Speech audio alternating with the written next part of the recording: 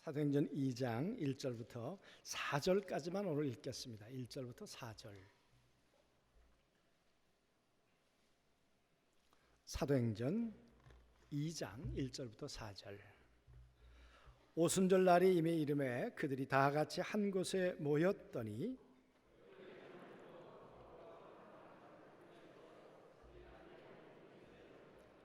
마치 불의 혀처럼 갈라지는 것들이 그들에게 보여 각 사람 위에 하나씩 임하여 있더니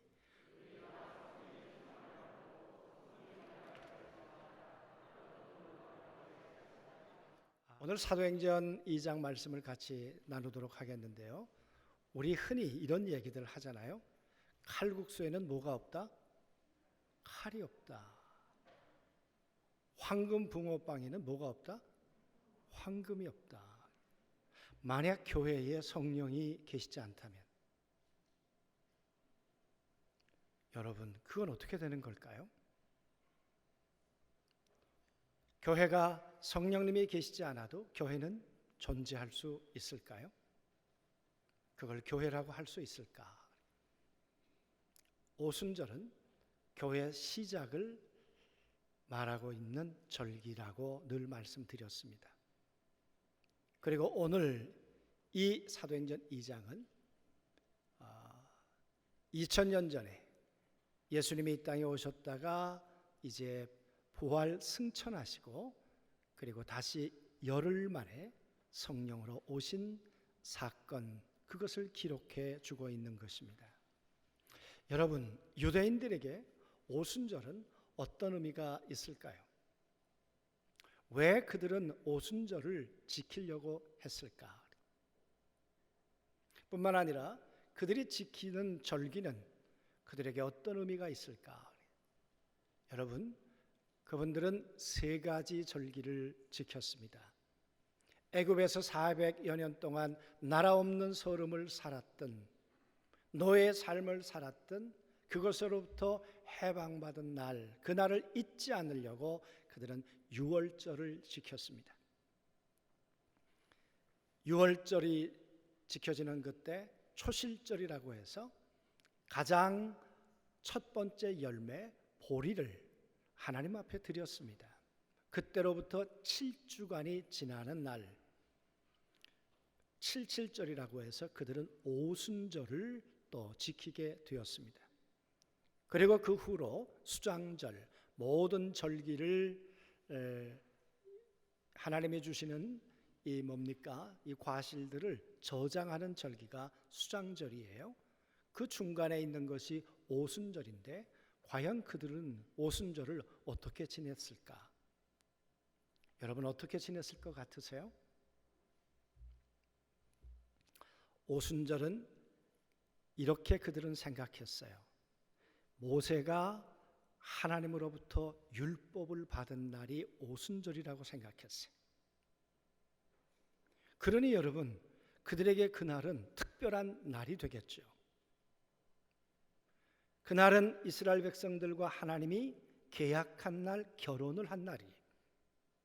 그러니까 그들에게 오순절은 다른 모든 날들도 소중한 날이지만 내가 하나님과 결혼한 날인데 그들에게 잊을 수 없는 날이었겠죠. 모세를 통해 하나님의 말씀이 주어진 날, 그 감동스러운 하나님의 언어가 이스라엘 백성들의 삶 가운데 들어온 날이죠. 그래서 여러분, 모세가 하나님의 말씀을 받으러 간 날, 그때로부터 7주.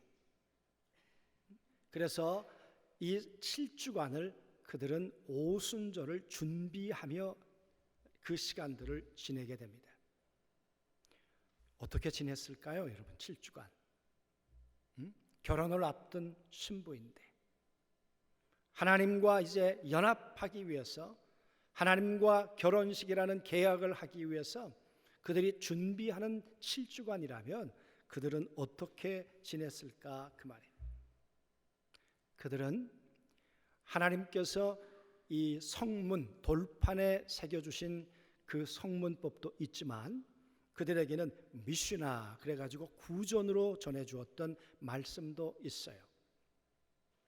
그 구전으로 전해준 걸 기록해서 모세가 토라를 이스라엘 백성들에게 준 거예요. 그 토라 가운데 보면 선조들의 가르침이라는 그 가르침이 있는데요. 그 가르침을 매 한 주씩 그 가르침을 아버지와 함께 같이 공부하는 거예요. 그래서 선조들의 가르침 이런 말도 되지만 아버지의 가르침 말도 돼요.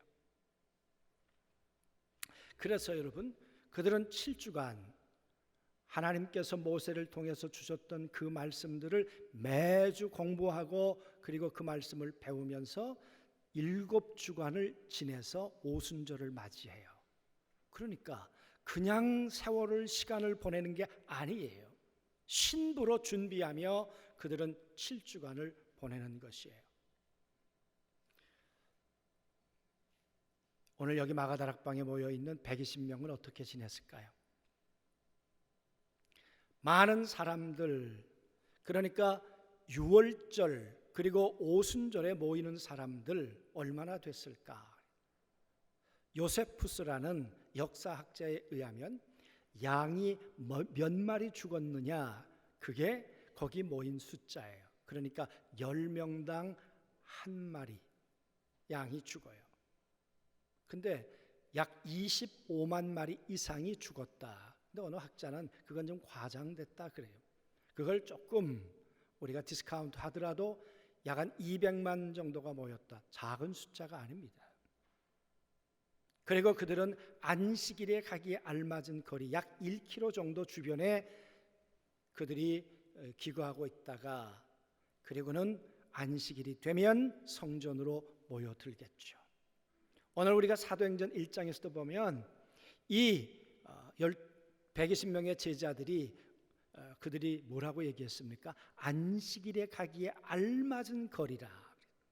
그래서 이들도 안식일에 가려고 했어요, 여러분.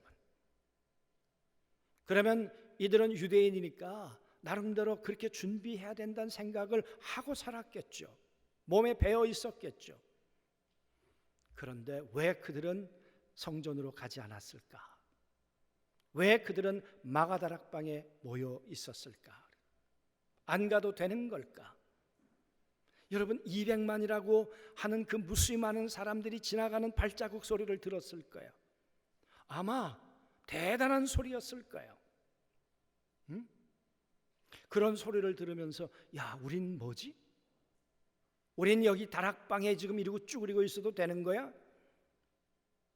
여러분, 어떤 사람들 가운데 우리도 가야지, 절기인데, 만약 그렇게 외치는 사람들이 있었다면 과연 그들 속에 갈등은 없었을까, 그 말이에요.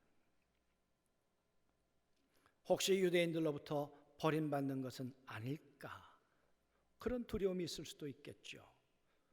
그런 의미의 오순절이에요.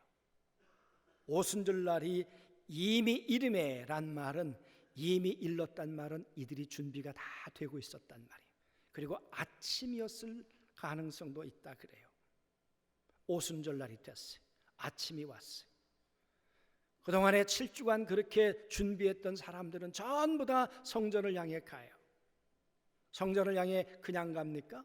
보리를 드리는 절기이니까 그 보리를 들고 성전을 향해 달려갔겠죠. 성전에 가면 26마리의 하나님 앞에 드려질 황소와 염소와 이런 제물들이 있었겠죠. 만반의 준비가 다 되었을 거예요. 이미 이름에. 그런데 여러분, 어쩌려고 이 마가다락방의 120명은 그들의 전통을 깨고 그들의 관습을 깨고 오늘 마가다락방에 지금 움직이지 않고 있는가, 그 말이에요. 오늘 말씀을 자세히 보세요. 이미 이름에 그들이 다 같이 한 곳에 모였더니, 여기 다 같이란 말은 함께란 말도 돼요. 틀린 말 아니에요.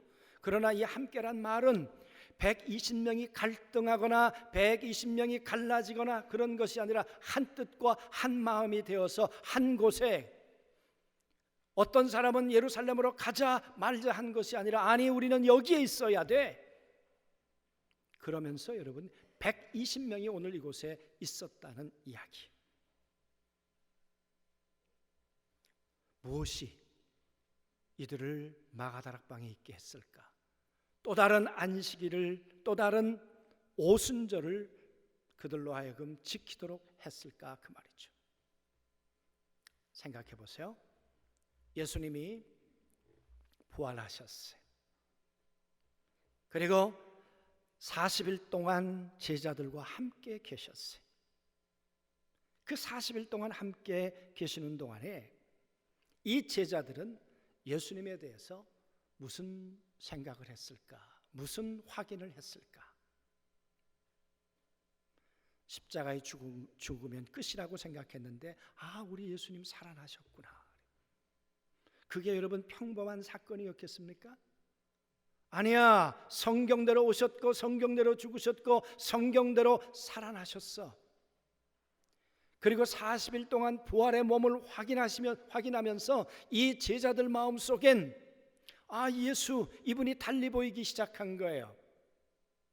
십자가에 죽은 예수 그리스도가 세상 죄를 지고 가는 하나님의 어린 양이야.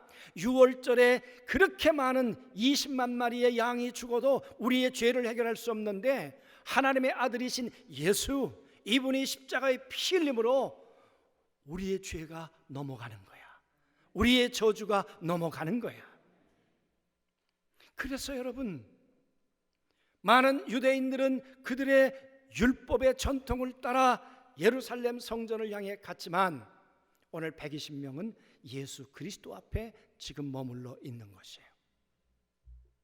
그들은 초실절이라고 해서 보리의 첫 열매를 하나님 앞에 드리는데, 오늘 이들은 그 첫 열매를 누구라고 생각했을까?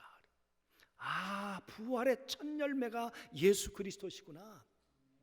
무덤에서 살아나신 이 부활의 첫 열매가 나의 구주, 내가 믿었던 하나님의 아들 예수 그리스도가 부활의 첫 열매시구나. 그래서 여러분, 몇십 번, 몇백 번을 그렇게 초실절 보리단을 갖다 드려도 예수 그리스도가 부활하는 건 아니에요. 이미 하나님의 아들 예수 그리스도가 3일 만에 무덤을 깨치고 살아나셨어요.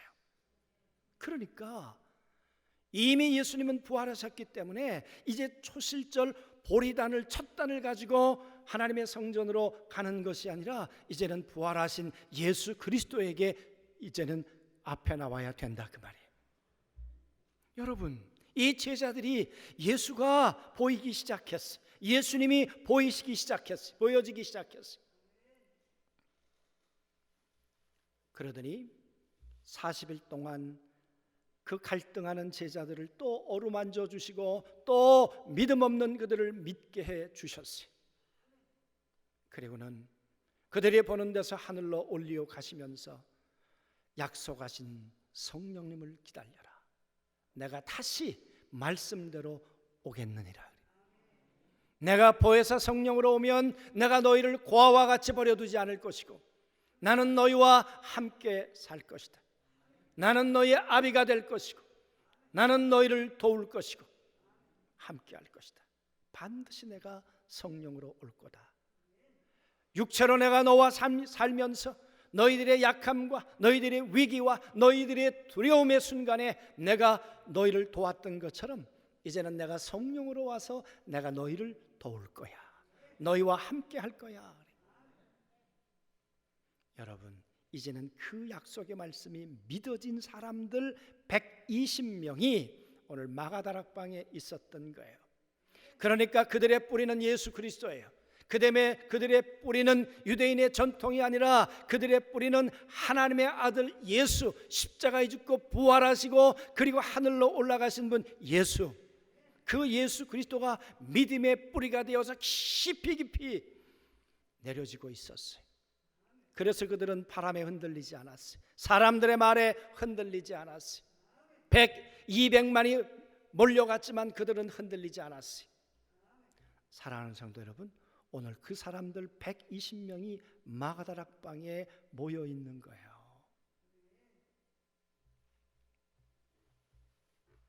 여러분, 그때 어떤 일이 벌어졌을까요? 2절 말씀을 보세요.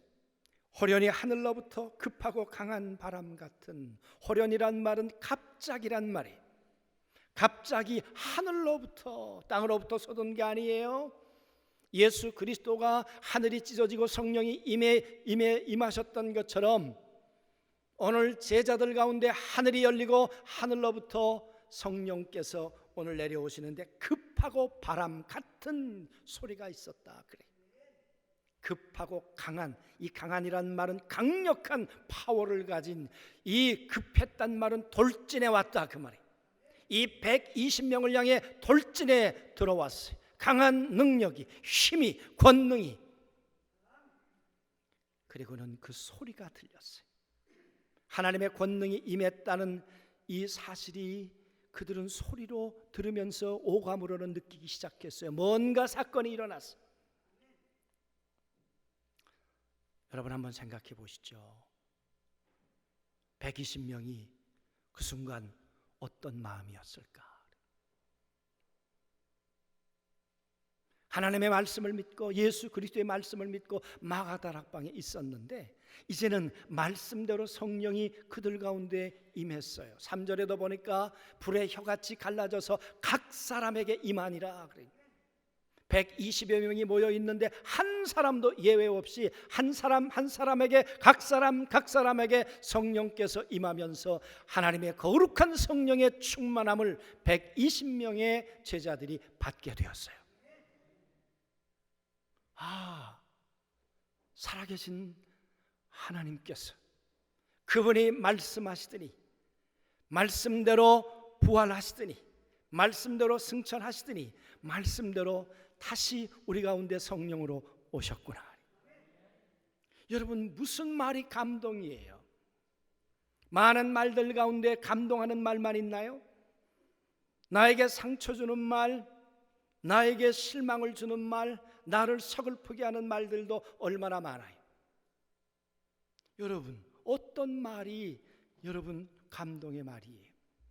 성경의 모든 말씀들은 하나님의 말씀만 있나요? 아니잖아요. 예수님에게 돌을 떡으로 만들어 먹으라고 하는 것은 사단의 말이었어요. 아담에게 선악과를 따먹으라고 하는 것은 사단의 말이었어요. 여러분 사단의 말은 감동이 아니에요. 사단의 말이 이루어지면 우리를 비극으로 만들어요. 사단의 말이 이루어지면 하나님과 멀어져요. 사단의 말이 우리의 삶에 들어오면 가룟 유다가 여러분 마지막에 어떻게 됐습니까?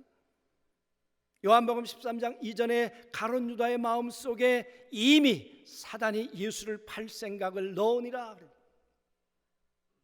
그리고는 가룟 유다는 사단의 말을 따라 살았어요. 그랬더니 그의 인생은 비극으로 끝났어요. 여러분 사단의 말은 우리에게 감동이 아니에요. 그러나 하나님의 말씀은 감동이에요. 그 하나님의 말씀이 우리의 삶 가운데 이루어져서 약속대로 하나님의 성령의 충만을 받았던 이 제자들, 그 한 사람 한 사람 속에 그래 맞아.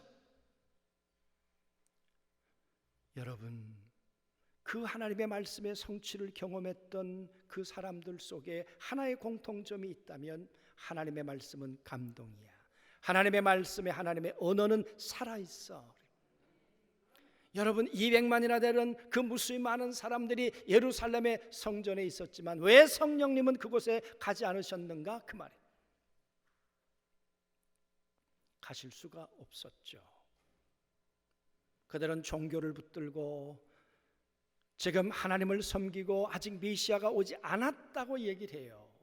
그러나 120명 모여 있었던 이 제자들은 아니야, 마국간에 오셨던 예수가 하나님의 아들이야. 그 예수가 다시 우리 가운데 성령으로 오신다고 약속하셨고 그 약속이 지금 우리 안에 이루어졌어. 여러분 힘이에요. 능력이에요. 하나님의 말씀이 성취되고 이루어지는 것보다 더 큰 희열과 감격이 어디 있겠어요? 저는 여러 번 살아계신 하나님의 그 말씀에 대한 경험이 있다고 말씀을 드렸어요. 제 인생은 두도막이라고 말씀을 드렸어요. 성령께서 오시기 이전과 하나님의 성령이 제 삶에 오신 이후 정말 저는 새로운 피조물이 되었어요. 그 순간은 몰랐어요. 그런데 40여 년 살고 나니까 그 주님이 오시고 나셔서 나를 고아처럼 버려두지 아니하시고 성령님이 오늘 저의 삶을 인도하시고 이끌어 주셨어요. 그전엔 몰랐어요. 성령 받은 게 뭐 대단한 일까? 아니에요. 성령이 오시고 나서 새로운 피조물이요 새로운 창조의 일들이 하나님에 의해서 제 삶에 이루어지고 있었어요. 여러분, 한 가지 제게 있었던 이야기를 제가 말씀드리도록 하겠습니다. 어느 해인가 12월 25일이었는데 그때는 금요일이었어요. 그래서 12월 25일이니까 금요 기도회를 할까 말까 그러다가 그래도 기도를 쉬는 건 아니니까 기도하지요. 그래서 금요 기도회를 여러분 했습니다. 그러니까 제가 이 안중교회 오기 이전에. 근데 그날 어떤 일이 문제가 있었냐 그러면 우리 교회에 이 대광 교회에 한 분이 계셨는데 이분이 워낙 착하세요. 그래가지고 보증을 여러 번 서주셨는데 그게 잘못돼가지고 땅이 내일 다 넘어가게 생겼어요. 여러분 말씀을 전했어요. 그리고 기도하려고 하는데 오늘 여기 말씀처럼 성령이 제게 돌진해 오셨어요. 제가 하려고 하는 게 아니에요. 하나님의 거룩한 성령께서 제 마음속에 돌진해 오시면서 이 이야기를 하라고 말씀하시는 거예요. 그래서 제가 그랬어요. 오늘 이 성도의 가정의 문제를 해결하기 위해서 우리 기도합시다. 하나님이 해결해 주실 걸 믿고 기도합시다. 그랬는데요, 그 기도회가 끝나고 난 다음에 땅 살려고 돈을 들고 다니는 분이 거기 계셨다니까요. 별로 감동이 없군요. 저는요, 하나님의 성령께서 하시는 말씀은 하나님이 알고 하신다. 성령께서 책임을 지신다. 예. 아주 소름이 끼칠 만큼 하나님이 이렇게 살아계시는구나. 이렇게 적절한 때 거룩한 성령이 돌진해 오셔서 성령의 말하게 하심을 따라 말하게 하시는 분이 성령님이시구나. 그래서 여러분 오순절은 성령의 임재의 시작, 물론 그 전에도 성령은 일하고 계셨어요. 그러나 성령의 임재의 시작 120명에게 그것도 의미가 있지만 더 중요한 것은 성령의 역사가 시작된 것이에요. 성령의 거룩한 성령의 역사가 우리 속에 시작되지 않는다면 임재만 가지고 무슨 의미가 있겠어요? 그래서 여러분 오늘 여기 모여 있었던 120명이 성령의 말하게 하심을 따라 말하기 시작했어요. 하나님의 거룩한 성령님이 제자들 가운데 임하면서 성령의 말하게 하심을 따라 그들은 무슨 말을 했겠습니까? 이 성령의 주인이 예수입니다. 이 성령의 주인이 십자가에 돌아가신 분이십니다. 이 성령의 주인이 십자가에 죽어서 우리의 죄를 해결하셨습니다. 이 성령의 주인이 부활하셨습니다. 이 성령님이 하늘로 오르셨다가 다시 우리를 버려두지 않으시려고 우리 안에 임재해 주셨습니다. 그 성령님은 우리의 힘이요 권능이요 지혜요 우리의 영원한 생명이 되십니다. 여러분 이 성령의 말하게 하심을 따라 말하면서 이 예수님에 대한 이야기가 소통하기 시작해요. 그 예수님의 이야기를 알아듣는 사람들이 생겨나기 시작해요. 회개하고 세례를 받고 하나님의 나라가 하나님의 가족이 되는 사람들이 생겨나기 시작해요. 그래서 여러분 오순절은 성령의 시작이고 교회의 시작이고 하나님의 성령의 역사의 시작이에요. 저는 우리 안중교회가 이 모습 되길 원해요. 오늘 가정에서 예배를 드리는 그 가정마다 남편과 아내와 자녀들이 여러분 하나가 아니라 둘이 아니라 하나가 되고 셋이 아니라 하나가 되었으면 좋겠어요. 예수 안에서 믿음의 고백 안에서. 그래서 가정에도 하나님의 거룩한 성령이 임하고 오늘 예배를 드리는 우리 안에도 하나님의 성령이 우리 가운데 임해서 그 성령의 말하게 하심을 따라 말할 때 병든 자가 일어나고 앉은 뱅이가 일어나고 죽었던 사마리아가 살아나게 되고 여러분 그런 놀라운 역사가 우리에게도 있게 되기를 원합니다. 성령님이 그것 때문에 오셨어요. 이 시대가 어려워요. 지금 다들 어렵다고 해요. 경제, 정치, 외교, 국방 어렵지 않은 것이 어디 하나 있습니까? 그러나 이 문제를 해결할 수 있는 분은 하나님이세요. 이 하나님이 성령으로 우리 가운데 임하시면서 성령의 이 말하게 하심을 따라 우리가 말하며 이 세상 가운데 하나님의 소원을 말하고 하나님의 능력을 말하고 하나님의 역사를 말할 때 우리 말이 아니라 하나님의 말씀이라면 하나님은 책임지고 당신의 능력으로 역사해 갈 걸 믿습니다. 그러므로 성도 여러분, 우리가 성령의 은혜를 받는 자리를 갈망했으면 좋겠어요. 저는 그 성령께서 돌진해 오셨던 것들을 다시 한번 생각해 보았는데요, 공통점이 있어요. 그건 기도의 자리였어요. 금식할 때, 철야할 때, 하나님 앞에 엎드려 기도할 때 반드시 성령께서는 내게 오셨고 그 성령을 통해 역사를 이루어 가셨어요. 여러분에게도 동일한 간증이 있으시겠죠. 사랑하는 성도 여러분, 오늘 여러분과 제 안에 성령은 임하기를 원하세요. 그리고 성령은 말하게 하심을 따라 말함으로 성령의 역사를 오늘도 이루어가길 원하세요. 우리 그런 교회, 그런 성도, 그런 가정들 모두 다 되실 수 있게 되기를 주의 이름으로 소원합니다.